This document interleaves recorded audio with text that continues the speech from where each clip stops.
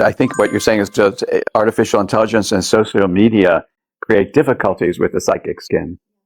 It can. It depends. The issue of social media and artificial intelligence doesn't have to do only with the medium itself.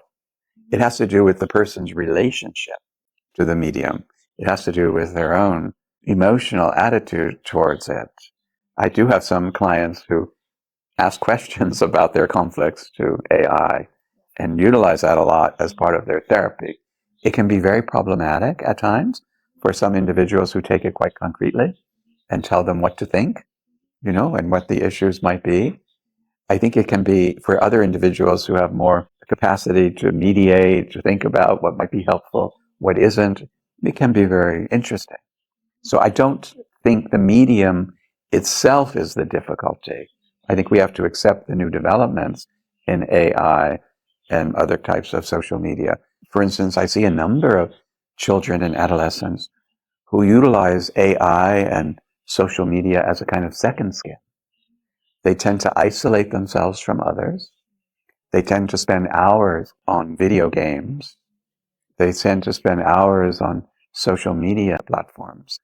And then it creates, I think we would call autistic defenses. Autistic defenses we could look at as another manifestation of a psychic skin, because an autistic defense forms a kind of experience of encapsulation. So the person can become quite isolated from others and only interact with the social media or with the AI, the artificial intelligence. And their interpersonal, intimate relationships can become quite problematic.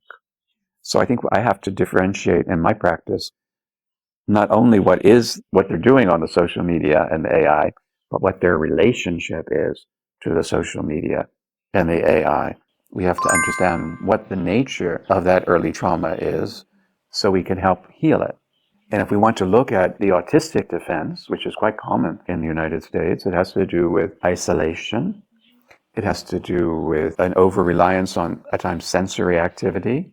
It can be sexual addictions or exercise addictions or sun-tanning addictions, other kinds of phenomena.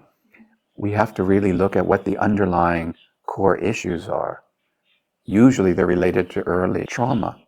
And when I work with early trauma with individuals, I work with it in a somewhat systematic way. There are two different aspects of work with trauma. One is helping the individual be exposed to the feelings that they've experienced during the period of trauma. And then the other very important aspect is helping them integrate what the emotions were that they're trying to push away with their autistic defenses.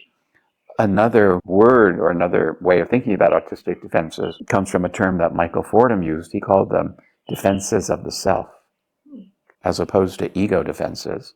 They're much earlier defenses. Michael Fordham talks about them as more total defenses to protect the integrity of the self.